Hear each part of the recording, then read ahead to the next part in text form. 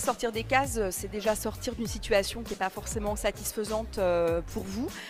Donc si vous n'êtes pas heureuse dans votre vie professionnelle, il ne faut pas attendre et il faut se saisir de l'opportunité par exemple d'un bilan de compétences pour espérer avoir un projet professionnel plus en phase avec vos valeurs, avec votre personnalité et bien entendu avec le marché. Donc sortir des cases, c'est déjà accepter et prendre le risque de changer pour avoir en effet une vie professionnelle plus épanouissante. Alors les femmes ne sont pas forcément frileuses, elles sont souvent ambitieuses. Ce qui va plutôt les freiner, c'est en effet parfois les entreprises qui ne mettent pas en place les conditions pour qu'elles puissent s'épanouir. Donc je pense par exemple au présentiel, à tout un tas de choses qui sont des éléments freinants pour les femmes aujourd'hui.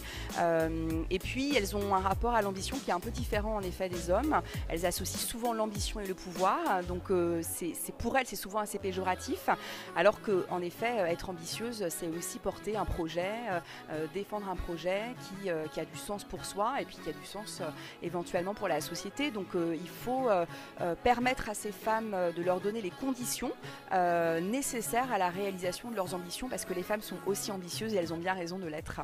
Alors en effet, c'est toujours très compliqué pour les femmes parce qu'elles ont une double injonction. Elles ont l'injonction de réussir leur vie professionnelle et comme elles se chargent encore aujourd'hui majoritairement des tâches familiales et ménagères, elles sont toujours tiraillées entre les deux. Donc déjà, moi je trouve que c'est bien que le conjoint, le mari soit impliqué. Je pense que les femmes qui peuvent s'investir dans leur vie professionnelle, c'est aussi parce qu'il y a un conjoint ou un mari à la maison qui leur permet de faire ça en assumant eux-mêmes leur part et leur rôle dans les tâches ménagères. Donc je pense que c'est vraiment ça, c'est que les femmes doivent parfois sortir du rôle social dans lequel on les enferme. Parfois, elles ne sont pas obligées d'être tout le temps en charge à 100% évidemment de la maison et des enfants. Et puis prendre aussi plus de place dans la vie, dans la sphère professionnelle et accepter en effet des postes à responsabilité, y compris si elles ont peur, parce que parfois elles ont peur. Mais tout ça finalement, quand elles acceptent, ça se met en place naturellement du moment qu'elles sont heureuses